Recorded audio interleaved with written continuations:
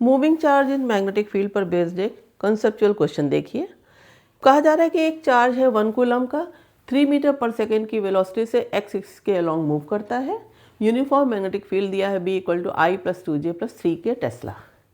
इस पर लगने वाले फोर्स को बताना है। सवाल लगाने के लिए कुछ बातें पता होनी चाहिए, जैसे चार्ज किसी मैग्नेटिक फील्ड में मूव करता है तो उस पर कितना फोर्स लगता है।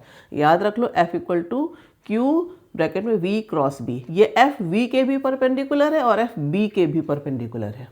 दूसरी चीज़ I J K क्या होते हैं?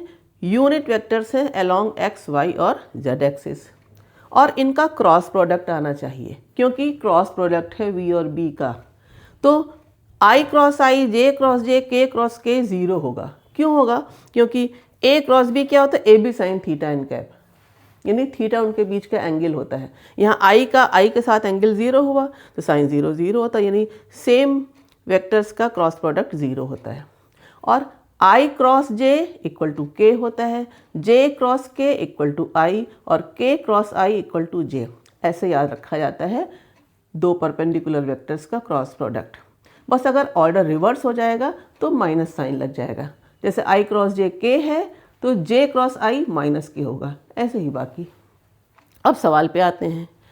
3 मीटर पर सेकेंड की वेलोसिटी से एक्स एक्सिस के अलोंग चल रहा है चार्ज, तो उसकी वेलोसिटी कैसे लिखोगे? V = 3I cap. I cap है ना, unit vector along x axis.